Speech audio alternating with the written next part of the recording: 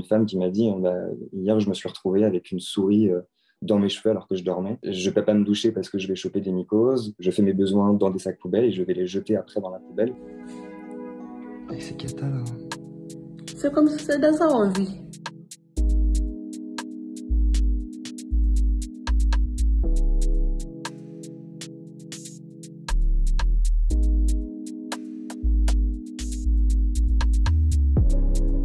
Le centre, il est insalubre. Il est insalubre parce qu'il y a énormément de cafards, surtout dans les chambres des résidents. Il y a aussi la présence de rats.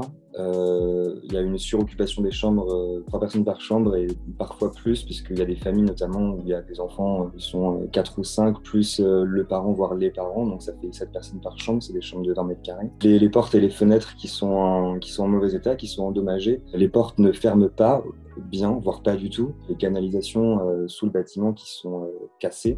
Donc forcément, du coup, les toilettes et les douches sont bouchées. Ce qu'il faut savoir au niveau des douches et des toilettes, c'est que déjà, il n'y en a pas assez pour tout le monde. C'est arrivé plusieurs fois que des femmes viennent me dire qu'elles avaient peur de choper des infections au niveau des parties génitales notamment, des mycoses, etc., qu'elles avaient déjà des soucis à ce niveau-là. Il y en a une femme qui m'a dit hier, je me suis retrouvée avec une souris dans mes cheveux alors que je dormais. Je n'ai jamais fait caca une seule fois au centre, dans les toilettes.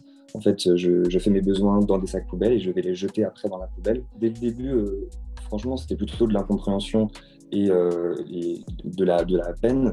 C'est vite devenu de la colère quand en fait, j'ai vu que les moyens ils étaient là, contrairement à ce qu'on nous disait.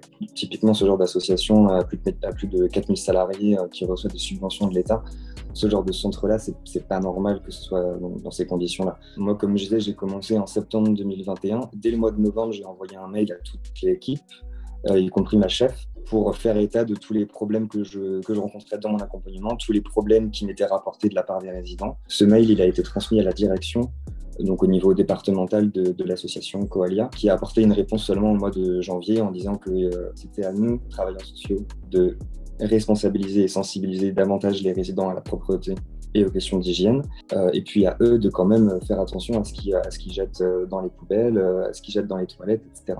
Non, c'est pas parce que les résidents savent pas prendre soin d'eux, c'est parce que les canalisations sont pas aux normes, et c'est tout, et il faut les changer. Et d'ailleurs, il m'a aussi dit que ces personnes-là pourraient être à la rue, et qu'elles ont déjà bien la chance d'avoir un hébergement, d'avoir un toit au-dessus de leur tête.